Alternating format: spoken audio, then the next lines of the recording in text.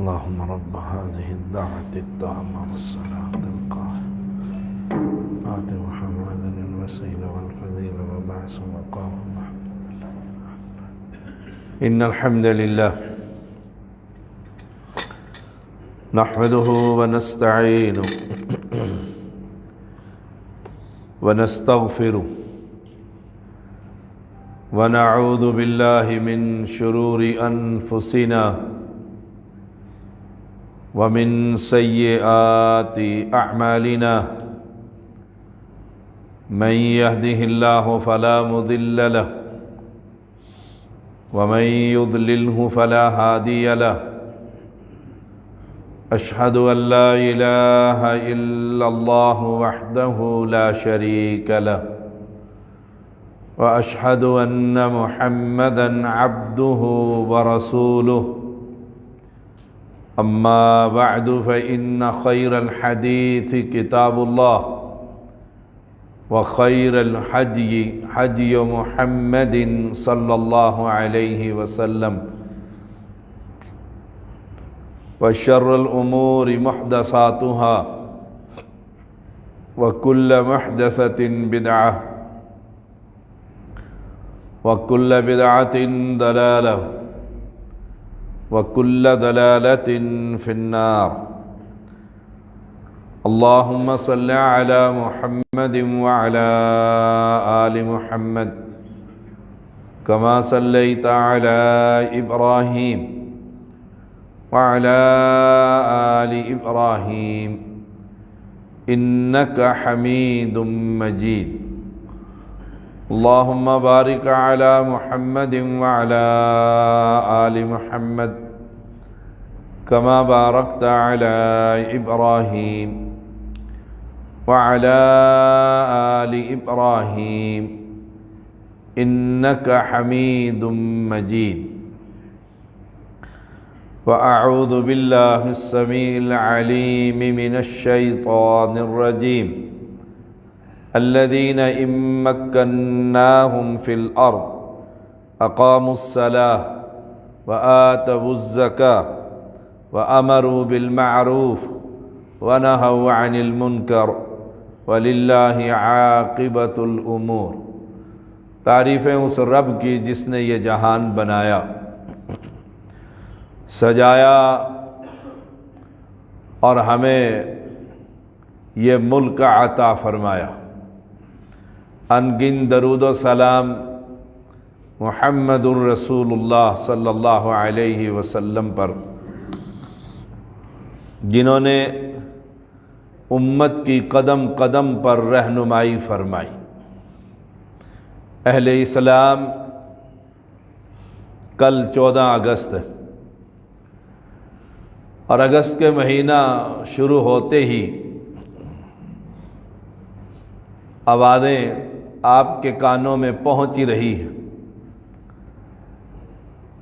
نوجوان پارکوں میں اور گلیوں میں پھلجھڑیاں اور پٹاخے بجا رہے. 14 اگست ہماری ملی تاریخ کا ایک انتہائی اہم دن. اللہ تعالیٰ نے ہمیں پاکستان جیسی نعمت سے نوازا تھا.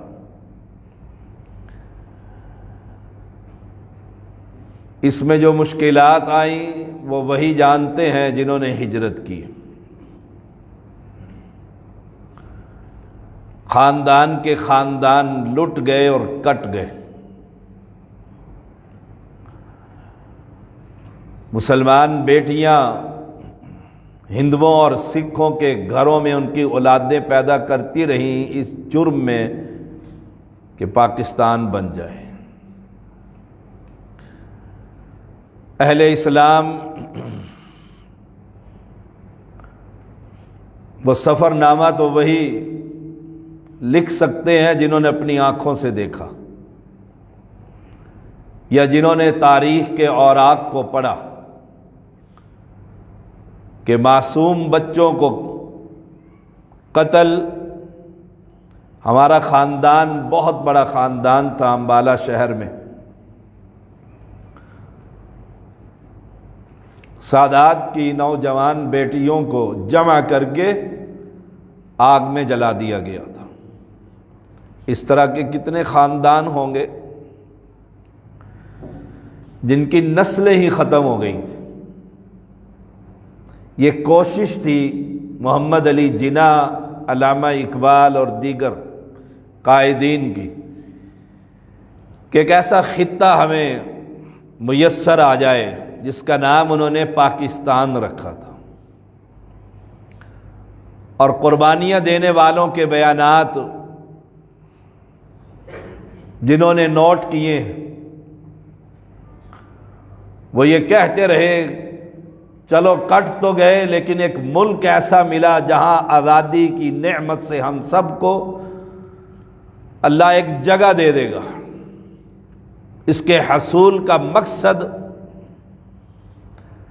اور پیچھے محنتیں اور مشقتیں، یہ بڑی درد بھری کہانی، یہ داستان آزادی کی کوئی آسان داستان نہیں۔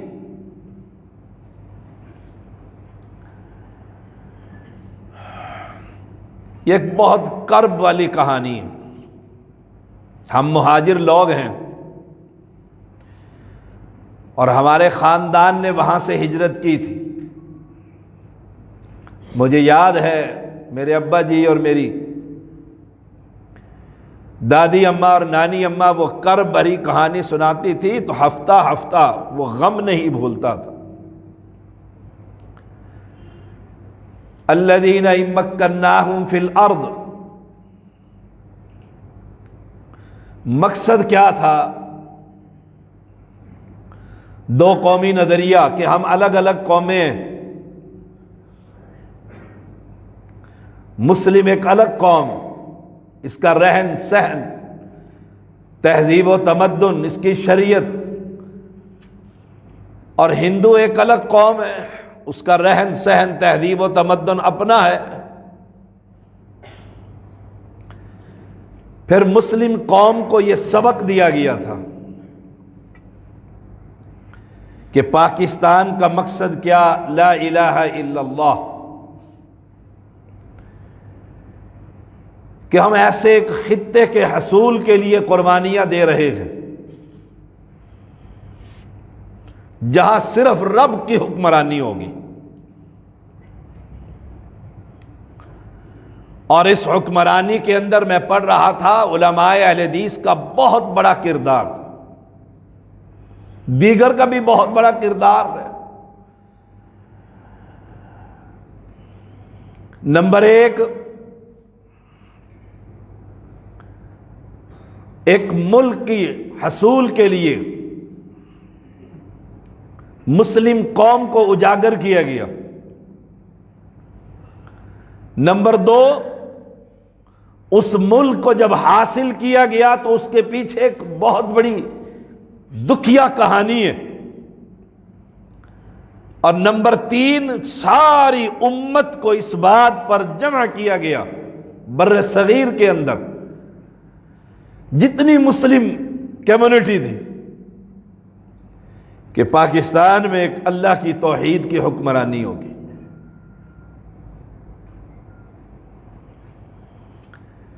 اب آئیے ہمارے معاشرے میں جو کل 14 اگست کیا سرکار اور کیا ہم آزادی کا مقصد موٹر سائیکلوں کے سلنسر نکال کر اور یہ پھل جھڑیاں اور رات کو لال حویلی پر چراغاں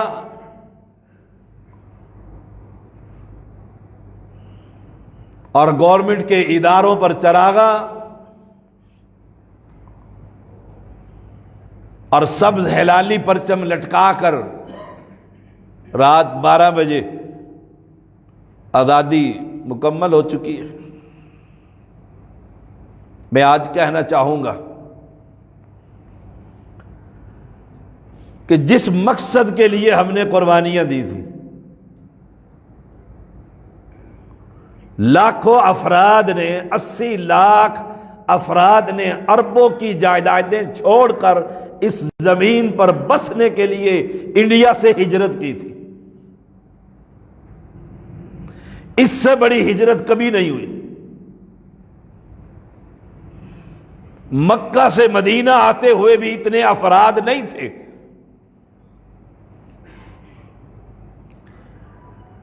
ہجرت کا مقصد لا الہ الا اللہ، اللہ کی توحید کا قیام۔ اور کل کیا مولوی اور کیا غیر مولوی، کیا سیاسی لیڈر اور کیا لٹیرے اور ڈاکو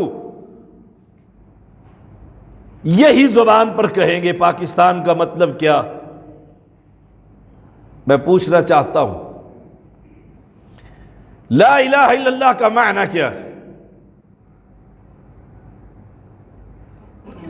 کہ اللہ کے سوا کوئی معبود برحق نہیں،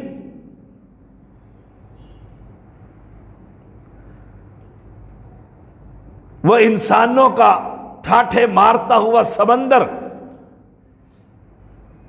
ان کو اس کلمہ توحید کا فہم تھا، دیا تھا،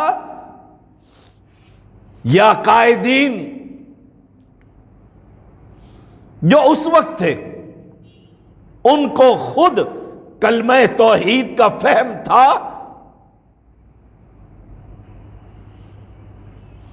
سوچئے گا ٹھنڈے دل سے۔ میں یہ سمجھتا ہوں نہ قائدین کی اکثریت کو نہ عوام کی اکثریت کو، اور یہی بات مولانا مودودی نے بھی لکھی، جلد دوم کے اندر تحریک آزادی پر جب اس نے کتاب لکھی، کہا جس ہجوم کو لے کر یہ چلے ہیں یہ گندا جوہر ہے جنہیں کلمہ توحید کا فہم نہیں۔ اور آج اس کے آثار ہمارے ملک کے اندر، جہاں ہم جس خطے، جس شہر اور جس گاؤں کو چھوڑ کر آئے تھے، پاک فضاؤں کے اندر آئیں گے، وہ بتوں کے پجاری، مندروں میں عبادت کرنے والے، وہی عجمی اسلام اس خطے کے اندر بھی ہم ساتھ لے کر آئے۔ وہ اگر پتھروں کو مورتیاں بنا کر عبادت کرتے تھے تو ہم اپنے مردوں کو دفن کر کے ان کی عبادتیں کر رہے ہیں۔ فرق کیا؟ فرق کیا ہے؟ دیکھیے تنظیمیں بنتی ہیں، منہج بڑا خوبصورت ہوتا ہے، لوگ ملتے ہیں، اخلاص سے محنتیں کرتے ہیں، تنظیم جوان ہوتی ہے، پروان چڑھتی ہے۔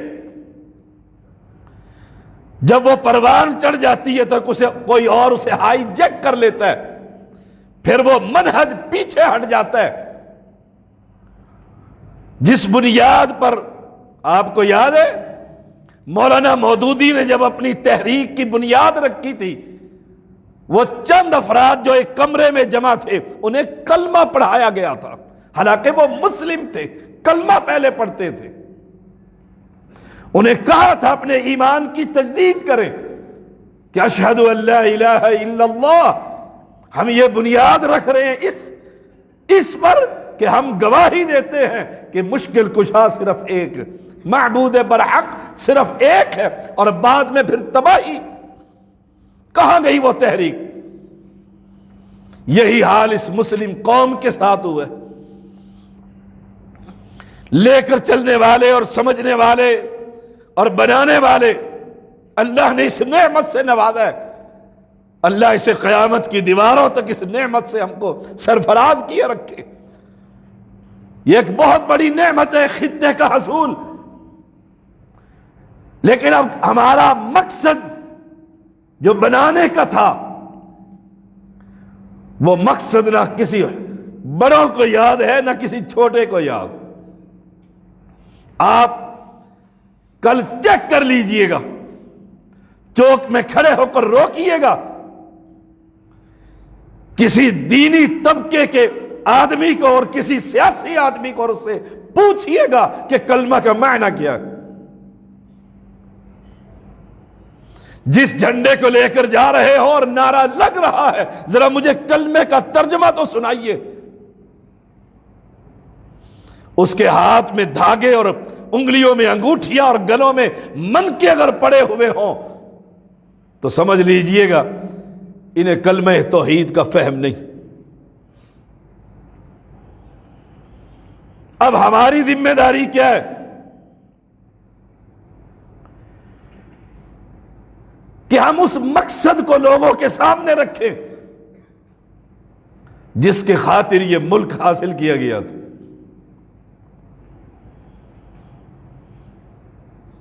وہ کلمہ توحید اور اس کا فہم، اس پر محنت کریں اور لوگوں کو بتلائے کہ کلمہ توحید پڑھنے کے بعد پھر کسی قبر کی آباد کرنا یہ پاکستان کی اس ملک کے ساتھ بغاوت ہے. ہمارے تو بڑے یہی کرتے رہے، بڑے یہی کرتے رہے کہ محمد علی جناح کی قبر پر چادر چڑھانا یہ کلمہ توحید اور پاکستان کی آزادی کے خلاف ہے. اور شاہ فیصل مرحوم جب اس ملک میں تشریف لائے، بھٹو کا زمانہ تھا، وہ اسے لے کر کراچی پہنچے اور قبر پر بتلایا کہ یہ ہمارے بابا محمد علی جناح کی قبر ہے. چادر پیش کی، کس کو چادر چڑھا دو. ہر سربراہ یہی کرتا.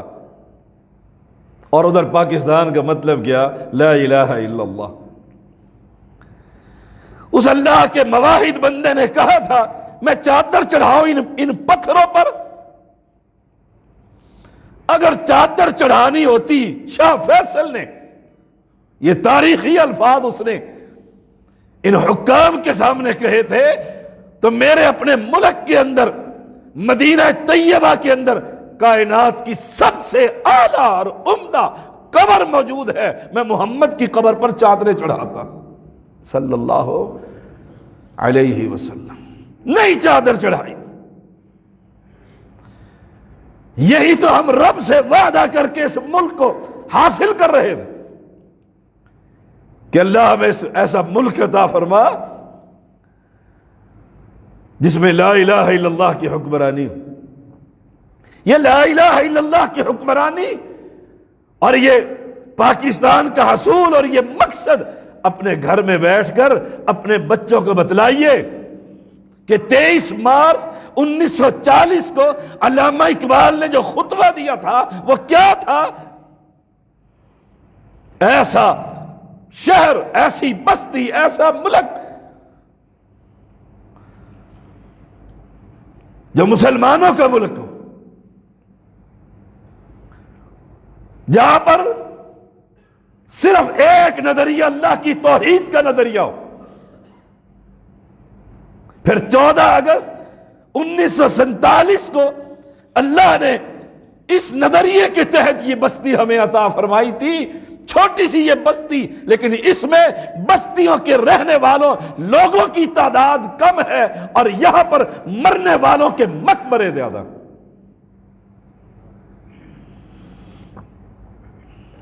اور بڑے بڑے حکام اور لیڈر، سیاسی جماعتوں کے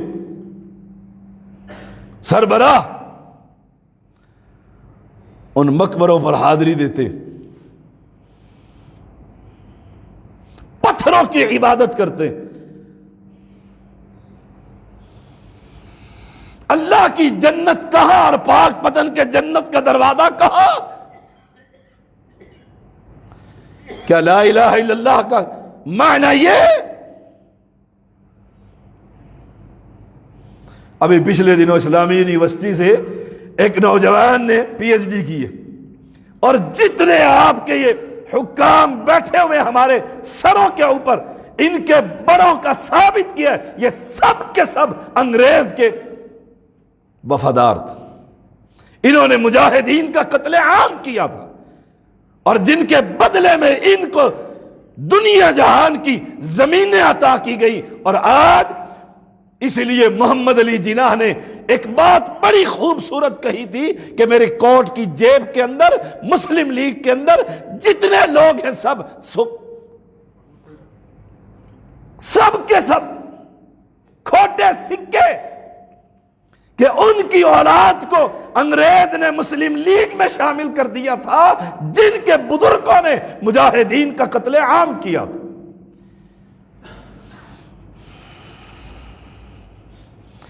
یہ بھیڑوں کو چرانے والے چرواہے تھے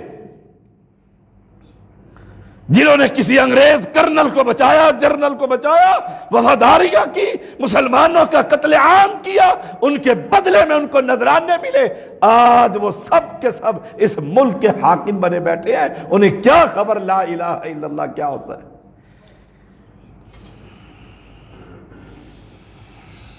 پوچھئے ان سے جنہوں نے قربانیاں دی ہیں.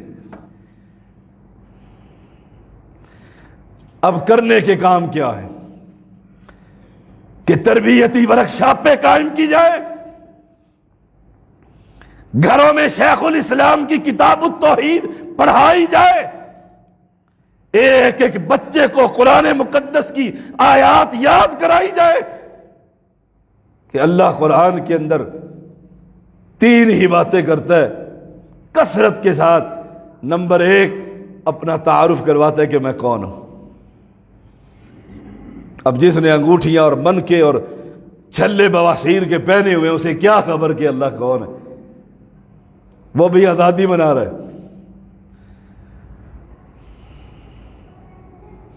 اللہ کی توحید کو عام کیجئے. اور بدقسمتی ہے ہماری کہ ممبروں پر چڑھنے والے ذمہ داران اس توحید کی دعوت کو دیتے ہوئے خوف اور ڈر ان کے دامن کے ساتھ چمٹا ہوا ہے. اگر یہی کام نہ کیا تو پھر کیا کیا؟ پاکستان کا مطلب کیا؟ لا الہ الا اللہ. وہ کلمہ بھی پڑھتا ہے، لا الہ الا اللہ بھی کہتا ہے، اور یا علی مدد کا نعرہ بھی لگاتا ہے.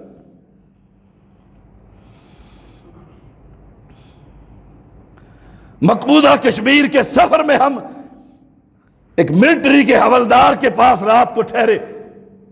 اس نے نماز نہ پڑھی. میں نے کہا آپ نے نماز نہیں پڑھی. ہم نے نماز پڑھی ہے. کہتے کیا ضرورت ہے؟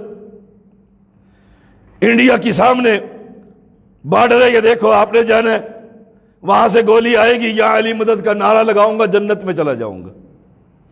یہ حصول ہے پاکستان کا مقصد. جن کے ذمہ داروں کو یہ خبر نہیں کہ لا الہ الا اللہ کسے کہتے ہیں، کہ جب لا نفی کا کہہ دیے اب اس بات صرف اللہ کی ذات ہے، یہ نفی اور اسبات سے مل کر کلمہ بنا ہے کہ لا الہ. دنیا کے سارے طاغوتوں کا انکار کر کے ہر آستانے اور مقبرے اور گدی نشین اور سجادہ نشین اور سیدوں کا جتنے بھی ہیں سب زندوں اور مردوں کا انکار کر کے ایک حی و قیوم پر ایمان لے کر آ. یہ کلمہ توحید کا معنی، یہ اس پاکستان کے حصول کا مقصد.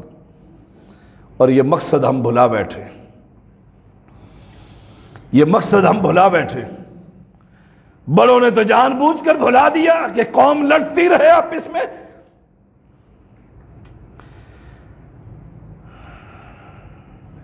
الذین مکناہم فی الارض واقاموا الصلاۃ. جب خلافتیں، علاقے، زمینیں ملا کرتی ہیں،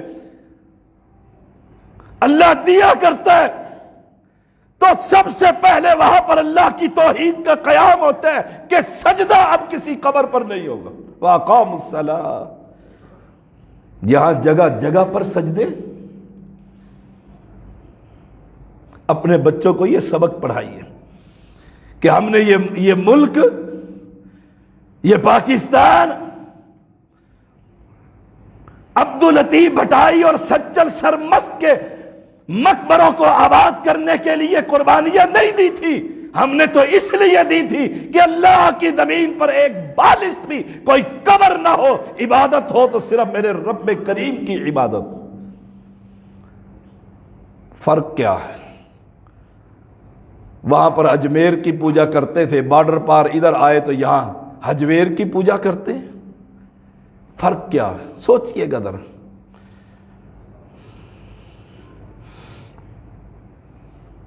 ہندوستان ظلم کرتا ہے کشمیر میں، 5 فروری آئی، اتحاد اور ہاتھوں کی زنجیریں اور جلسے، یہ سب ڈرامے ہیں۔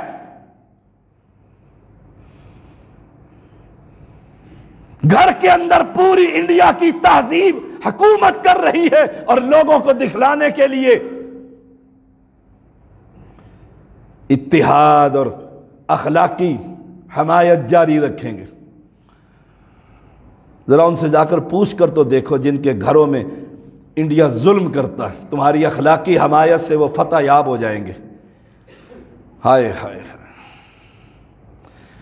اپنے مقصد کو پہچانیے۔ دنیا میں آنے کا مقصد بھی اللہ کی توحید، وما خلقت الجن والانس الا لیعبدون، دنیا میں آنے کا مقصد بھی یہی، اور اس ملک کو بنانے کا مقصد بھی یہی ہے۔ اب لبرل اور دینی طبقہ کشمکش فساد کا شکار ہے۔ ہم اپنے جہاں تک استطاعت ہے وہاں تک اپنے گھر میں بیوی بچوں کو بٹھا کر یہ تو بتا سکتے ہیں کہ پاکستان اس لیے بنایا تھا کہ ایک اللہ ہی مشکل کشا۔ یہ محرم الحرام ہے، اگلا جمعہ انشاءاللہ محرم کے موضوع پر ہوگا، اور کئی سال کے بعد میں محرم کے مہینے میں جمعے پڑھاؤں گا انشاءاللہ۔ کئی سال ہو گئے محرم میرا ادھر ناگا ہی رہتا تھا، لیکن آج کیونکہ کل 14 اگست ہے اور دیکھنا مخلوط اجتماع عورتوں اور مردوں کا پاکستان اس لیے بنایا تھا۔ دیکھیے گا ذرا، اپنے گھر میں دیکھ لیجیے، ایمانداری سے پوچھ لیجیے گا اپنے آپ سے، پاکستان کا حلالی پرچم چھت پر لگا کر 5 وقت کی نماز کے لیے مسجد میں نہ آنا مقصد پورا ہو گیا؟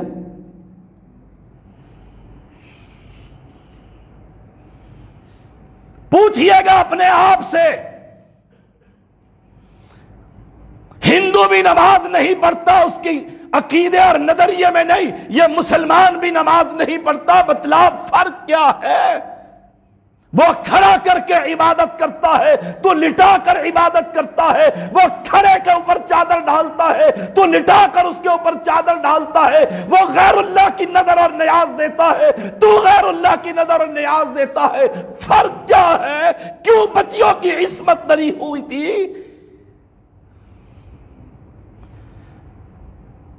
کیوں گھر کے جوان بچوں کی لاشیں گری تھیں؟ کیوں 7 بہنوں کا اکلوتا بھائی اس پاکستان پر اپنی جان کا نذرانہ نچھاور کر گیا تھا؟ کیوں لوگوں نے پاکستان سرحد پار کر کے پہنچتے ہی اس مٹی کو بوسہ دیا تھا؟ اس لیے کہ یہاں بری بری بری کر دے قسمت کھری کے نعرے لگتے رہے، اس لیے دیا تھا۔ یہ کام تو وہاں بھی ہوتا تھا اور آسانی سے ہوتا تھا، آسانی سے ہوتا تھا۔ یہاں اگر سید کی گائیں کوئی ہاتھ نہیں لگاتا، جس کے کھیت میں داخل ہو جائیں، وہ ہٹا نہیں سکتا کہ سید کی گائیں ہیں، اس کا ریوڑ ہے۔ یہ ہندو تو بڑا خوش ہو کر آپ کو کروا دیتا، کیوں ملک حاصل کیا تھا؟ سوچئے گا ذرا۔ میں اپنے آپ سے پوچھوں، آپ اپنے آپ سے پوچھیں۔ باقی رہا آزادی، وہ ایک الگ موضوع ہے کہ ہم آزاد ہیں۔ یہ پورا ایک کئی قسطیں میری بن سکتی ہیں جمعہ کی کہ ہم واقعی آزاد ہیں۔ ہائے ہائے، غلام ہی غلام، نسل در نسل غلام۔ میرا یاد موضوع نہیں کہ ہم آزاد ہیں کہ نہیں، میرا مقصد یہ ہے، پاکستان بنایا تھا، اللہ اس کو آباد رکھے۔ کس مقصد کے لیے بنایا تھا؟ کس مقصد کے لیے بنایا تھا؟ کہ انسان یہاں زمین پر بیٹھ کر اور لوح محفوظ سے پڑھ کر بتلا دے کہ تیری نسل میں اب کوئی آگے بچہ پیدا نہیں ہوگا، یہ تو ہندو بنیا بڑے آرام سے کر کے بتا دیتا تھا۔ مجھے یاد ہے ایک دفعہ ایک بزرگ کے پاس بیٹھا ہوا تھا، جیسے بزرگ ہوتے ہیں، شوق تھا ان کے پاس جایا کرتا تھا کہ شاید کوئی ان کے پاس بھی کچھ ملتا ہے کہ نہیں۔ تو اس نے بڑے ذوق سے سنایا کہ شاہ صاحب کے پاس ایک ہندو پنڈت آ گیا، دونوں مرید جمع ہو گئے مقابلے پر۔ پنڈت نے کہا دکھاؤں کچھ؟ اس نے کہا دکھاؤ۔ اس نے ماری اڈاری تو ہوا میں اڑنے لگ گیا۔ لگے پنڈت کے مرید نعرے مارنے، دیکھا موسلا کیا دکھائے گا؟ مریدوں نے کہا جناب آپ بھی کچھ کر کر دکھائیں۔ انہوں نے اپنی جوتیوں کو حکم دیا کہ جا جوتیاں مار مار کے سر سے نیچے لے آ اس کو۔ جوتیاں گئیں اور اس کے سر پر پڑتی پڑتی اس نے نیچے پکڑ کر لے گئے۔ دونوں کے مریدین بڑے خوش ہیں، ہم نے ہوا میں اڑ کے دکھایا، اس نے کہا ہمارے پیر نے جوتیوں سے بھی۔ اس لیے پاکستان بنا تھا۔ ہائے ہائے، سوچئے گا، مکہ سے ہجرت پیغمبر کر رہے ہیں، مدینہ آ رہے ہیں۔ مدینہ کو مدینہ طیبہ کیوں کہا گیا؟ کہ وہاں پر اللہ کے علاوہ کسی کی عبادت نہ ہو، محمد کریم کا قانون چلے گا۔ اس لیے ہجرتیں کی ہم نے۔ کس لیے ہجرتیں کی؟ کوئی فرق تو دکھلا۔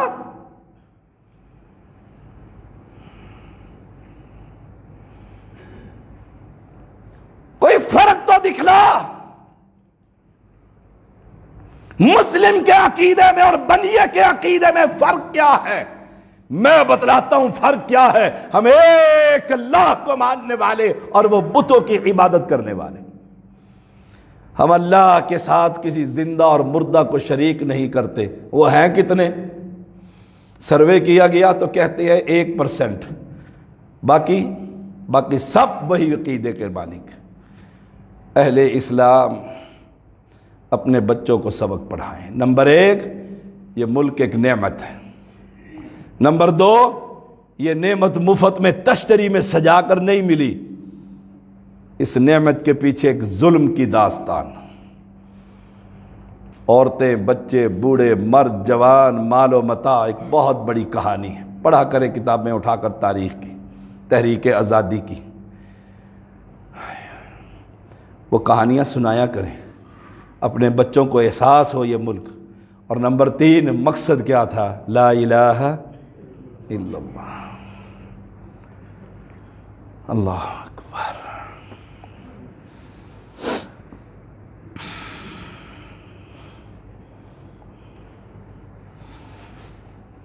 ان الحمد للہ نحمدہ ونستعین ونستغفر ونعوذ باللہ من شرور انفسنا ومن سیئات اعمالنا من يهده الله فلا مضل له ومن يضلله فلا هادي له اشهد ان لا اله الا الله وحده لا شريك له واشهد ان محمدا عبده ورسوله اما بعد فان خير الحديث كتاب الله وخير الحدي حدي محمد صلى الله عليه وسلم وشر الأمور محدثاتها وكل محدثة بدعة وكل بدعة ضلالة وكل ضلالة في النار اللهم صل على محمد وعلى آل محمد كما صليت على إبراهيم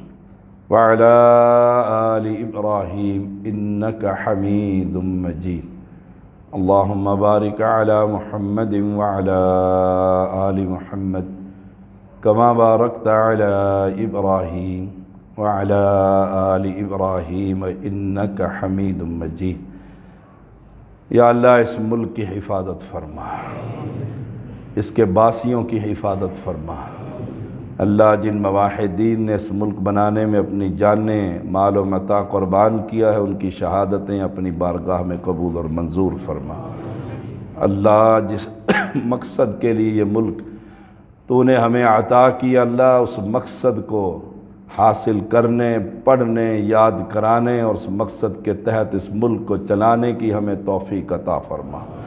مولا کلمہ توحید کا صحیح فہم عطا فرما، اللہ ہمیں صحیح معنوں میں آزادی نصیب فرما، غلامی سے نجات عطا فرما، بیماروں کو شفا عطا فرما۔ ہمارا مسجد کے ناظم محمد عارف، ان کی والدہ بہت بیمار ہیں، اللہ انہیں شفا عطا فرما۔ ہمارے مسجد کے پڑوس میں ڈاکٹر اللہ بخش صاحب بہت علیل ہیں، اللہ انہیں صحت کامل عطا فرما۔ جو بیمار ہیں اللہ سب کو شفا عطا فرما، جو پریشان ہیں اللہ ان کی پریشانیاں دور فرما۔ مولا حکام کو ہدایت نصیب فرما، اللہ انہیں توحید کا فہم عطا فرما اور اس ملک میں توحید کا قانون نافذ کرنے کی توفیق عطا فرما۔ ربنا تقبل منا انك انت السميع العليم وتب علينا انك انت التواب الرحيم۔ صلی اللہ تعالی علی خیر خلقہ محمد وآلہ وصحبہ اجمعین۔ اقول قولی ھذا واستغفر اللہ لی ولکم ولسائر المسلمین۔